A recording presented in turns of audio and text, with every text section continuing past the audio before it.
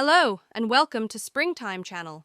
Gather around and get ready to hear a spine-tingling story about Matilda and the spooky night she encountered what she calls the dog from hell. Matilda was furious. She tossed and turned in her bed, clenching her teeth in anger. It wasn't right. Some girl from school had purposefully burnt her hair. The humiliation was too much. That wicked girl would regret it. Matilda couldn't get the image of her ruined hair out of her mind. She wanted revenge.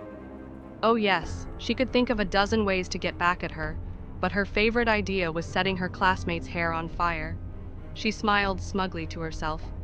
But as she sat there plotting her revenge, something strange happened. The door creaked open. Was it her mom? Matilda's heart skipped a beat. It was the middle of the night, and her mother was never up at this hour. Her nerves tingled, and an uneasy feeling settled deep in her bones. Who's there? She barely managed to whisper the words. Her mouth felt dry, and she strained her ears, trying to hear any sound, any clue of what was going on. Then, out of the darkness, a shape appeared, a large black dog with glowing red eyes. It bounded across the room, leaping onto Matilda's bed. Her heart pounded in her chest, and her blood ran cold.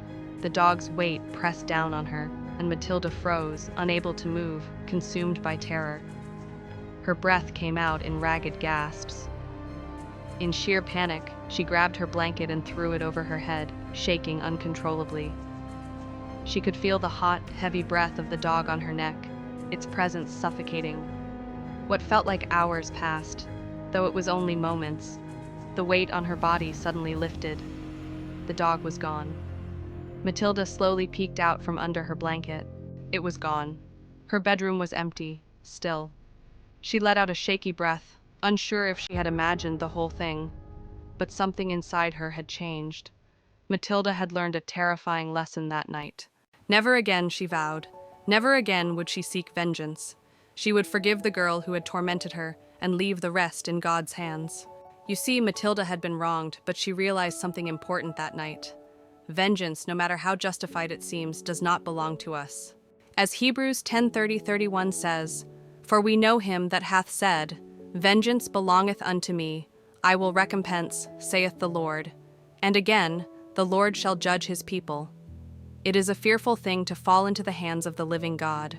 Even when we have been wronged, trying to take revenge only leads us down a darker path. In the end, it's God who will judge. When we seek vengeance, we're asking for judgment ourselves.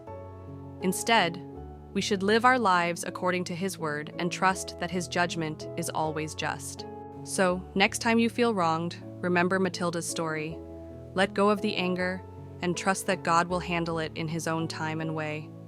Forgiveness brings peace, and peace brings freedom. Thank you for watching, and don't forget to hit the like button and subscribe for more stories and valuable lessons. Until next time, stay peaceful and stay kind.